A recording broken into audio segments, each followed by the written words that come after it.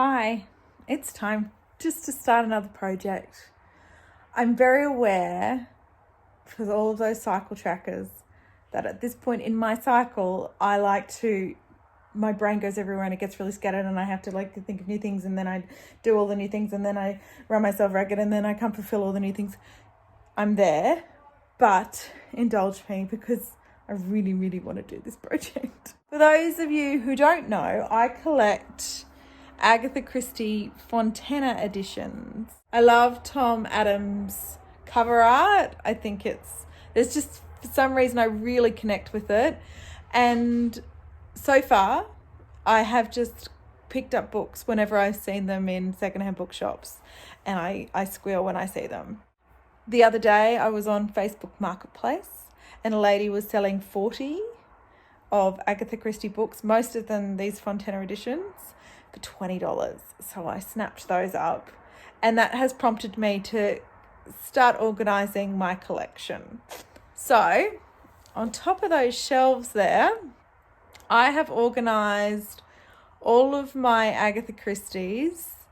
They're Poirot, those two stacks, and then there's Miss Marple, and then there's this agent guy, I can't remember his name, and above them standing up is the Tommy and Tuppence novels, and then they're the standalone, and then they're the short story collections, and I organised them in order of publication. So then I printed the list and ticked off all the ones that I had.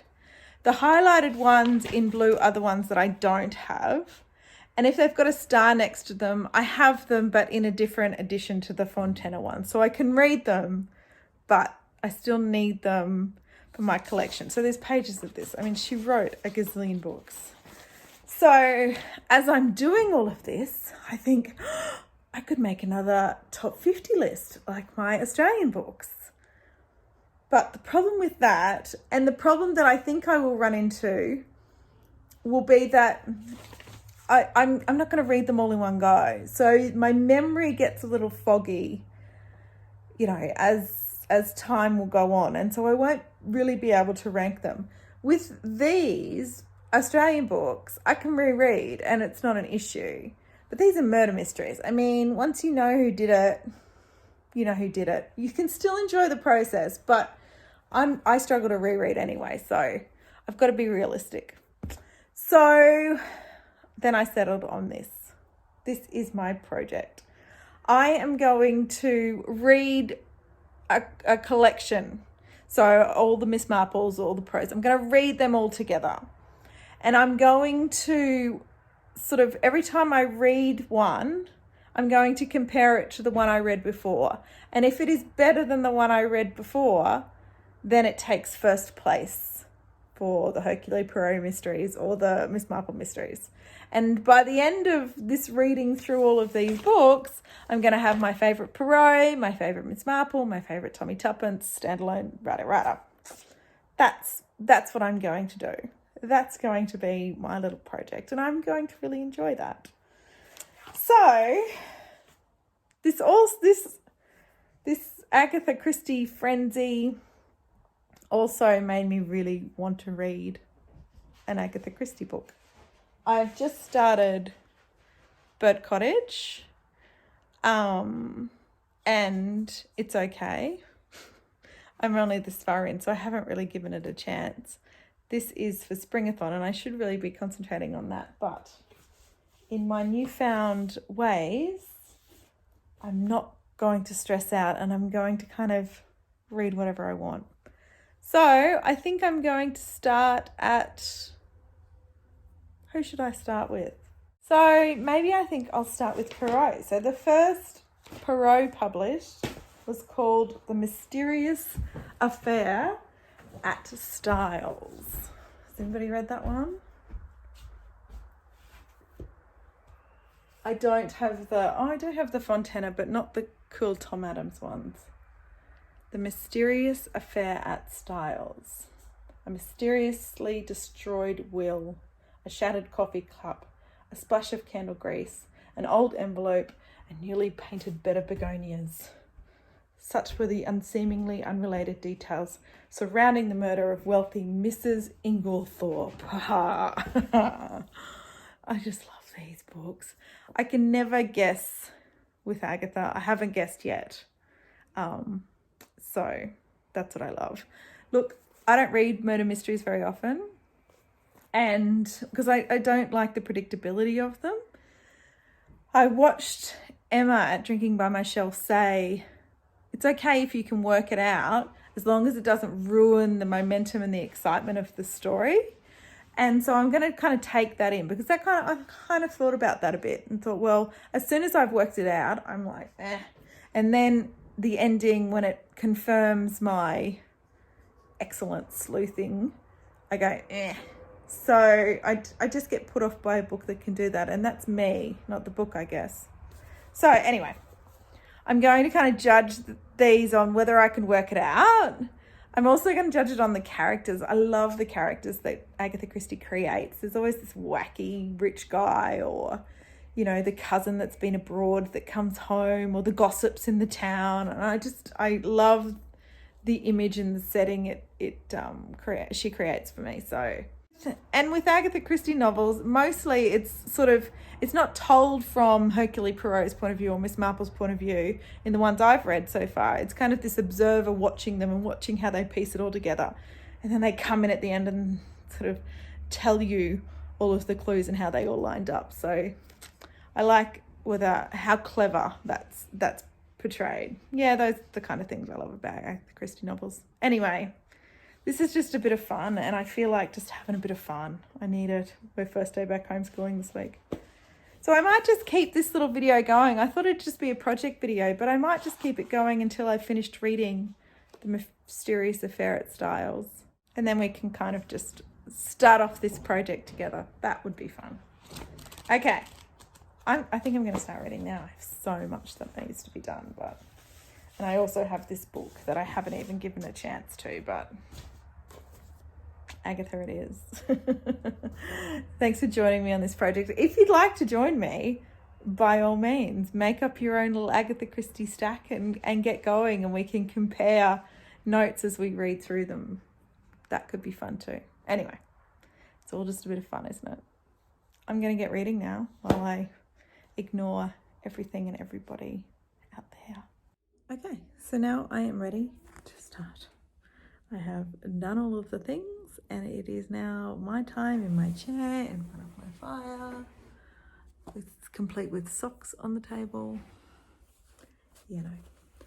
So yeah, I'm going to kind of sink into this, and yeah, I'll check in with you and let you know how far I get tonight. But I really am ready to devour it. I can't wait, actually. I'm really excited. Right, so now we just play the game of how long can I stay awake for? See you on the other side.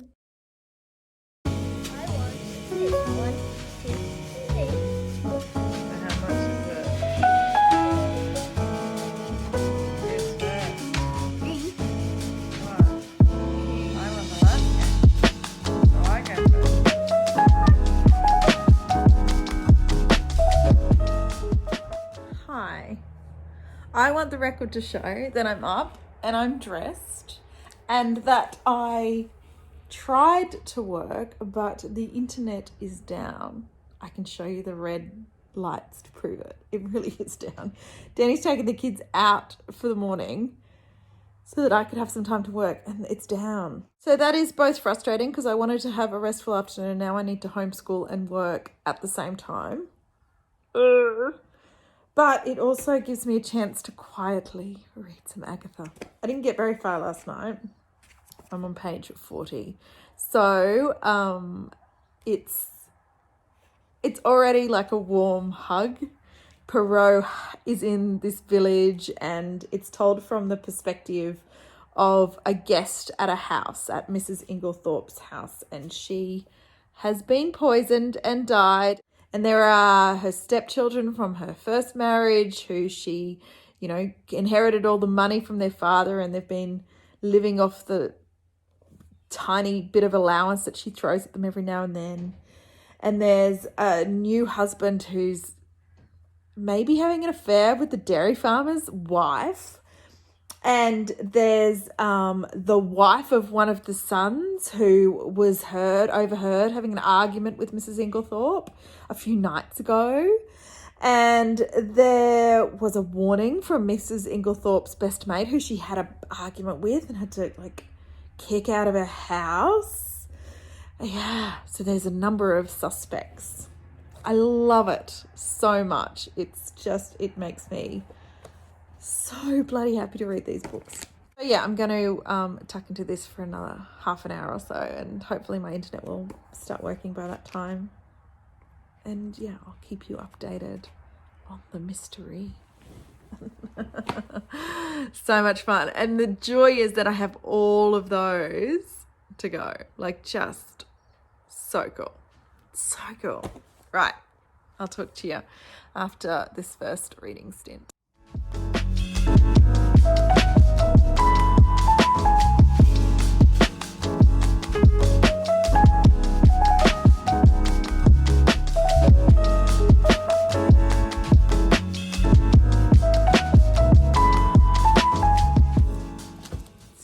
Ended with a mysterious note.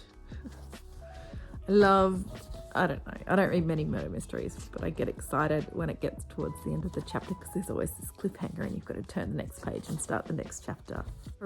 Poirot has just done his first scan of the room and collected clues, and the narrator, who is a wannabe detective, can't keep up with him, but every now and then implies that Poirot is getting old and losing his mind and looking at the begonias instead of the important clues, and I like that.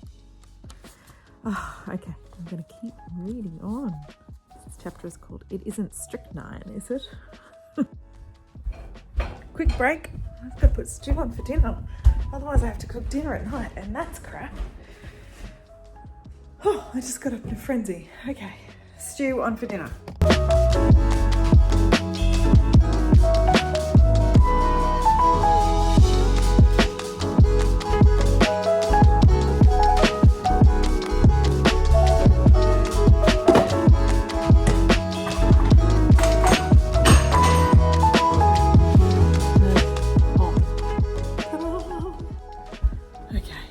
Dinner's on. Probably got half an hour before I have to make lunch. Still red lights. Can you see that?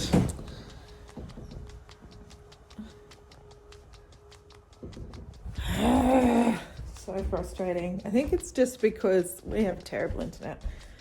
But it's because everybody is on the internet, homeschooling and working from home and stuff, that it's overloaded.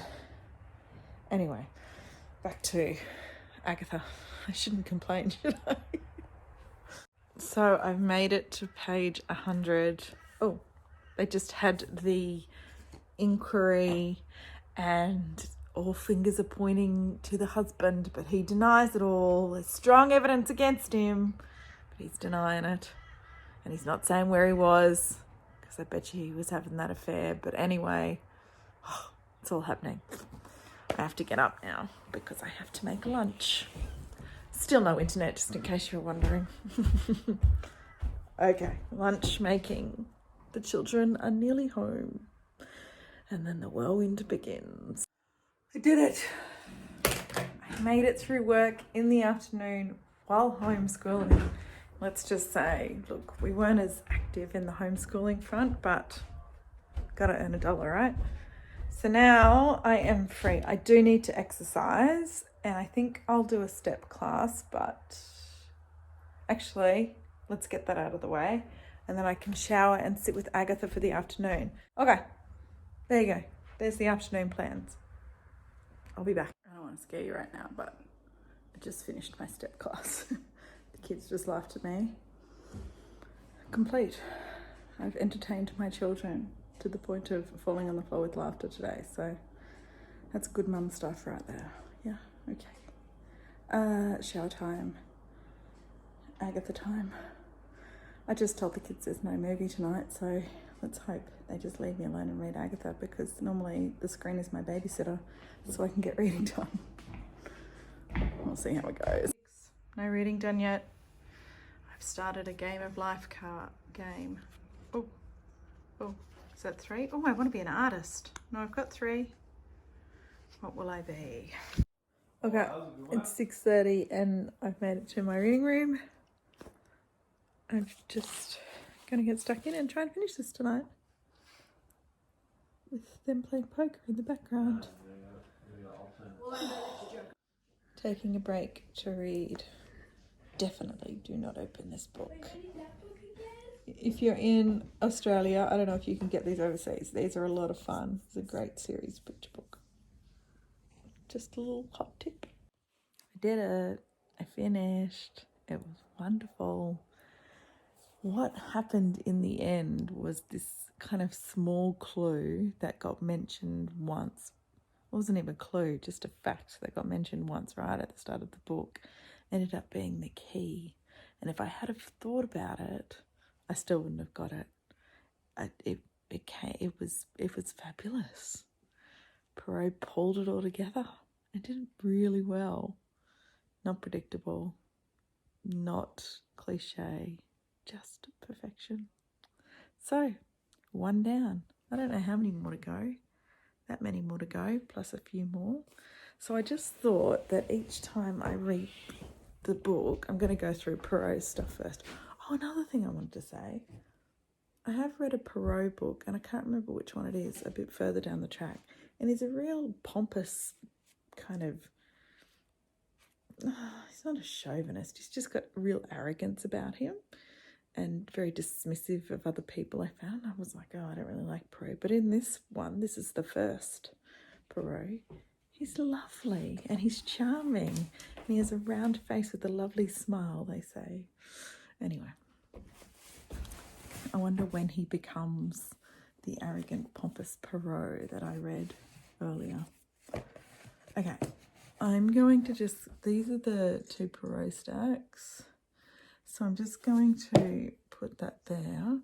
And as I read through Poirot, I will replace the book standing up. So if the next one is The Murder on the Links, if that is better, then I'll put it up here instead. So at the end, I'll have picked my favourite, whichever one is standing at the end. But that was really good. And maybe I will enjoy that more than... because Poirot was actually a nice detective rather than a bit of an ass. But anyway, we will see. Okay, I did it. That was a lot of fun. Did sort of put this little project in the middle of Springathon and Asian Readathon, and I do really want to get back to those two. So, but it was really great to just allow myself to wander and get caught up in Agatha fever. But yeah, I'm sure I'll pick up another one very, very soon. I really enjoyed the last... well, today I read most of it. I just really had a lot of fun. Okay, thanks for joining me. Let me know if you're an Agatha fan too. And yeah, I'll keep you updated on how this little project plays out over the next however long. Okay, I'm going to bed. Good night.